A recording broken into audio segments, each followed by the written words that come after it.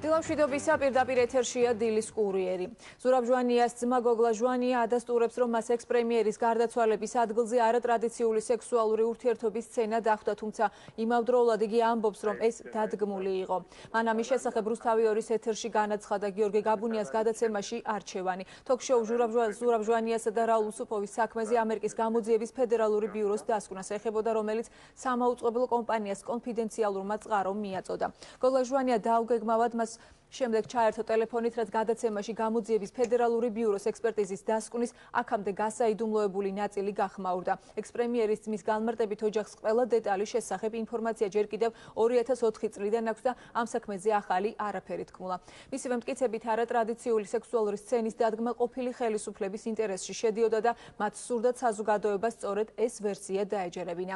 სკანდალური დოკუმენტებისა და საქმის გარშემო ისაუბრა ასევე საქართველოს ყოფილმა მთავარმა პროკურორმა. მურთაზოდელავას განმარტებით ზურაბ ჟვანიას საქმეზე გარკვეული დოკუმენტაციის გასაიდუმლოება სწორედ ოჯახის თხოვნით მოხდა, რადგან მასალები გარდაცვლილი პრემიერის პირადი ცხოვრების დეტალებს შეიცავდა. გადაცემაში მონაწილეობა მიიღეს ასევე ჟვანიას საქმეზე დაკავებული პირების ადვოკატებმა.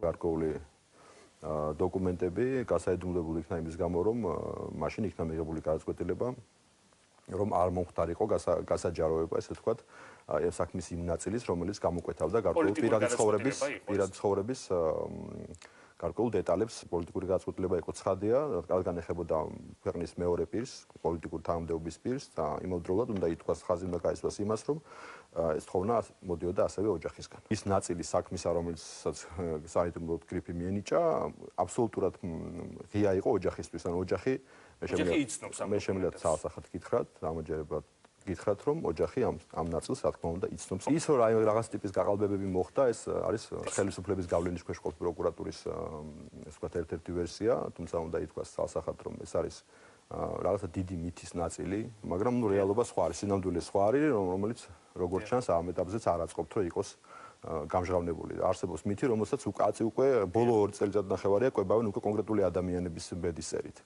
ანუ ამ მითებს უკვე სწირავენ კონკრეტულ ადამიანებს. რაულ უსუფოვის ტანსაცმელზე ქამალის და ფეხსაცმელზე ჩატარებული ექსპერტიზა ახლა 2014 წელს ადასტურებს ჩვენ პოზიციას, ამყარებს ჩვენ პოზიციას.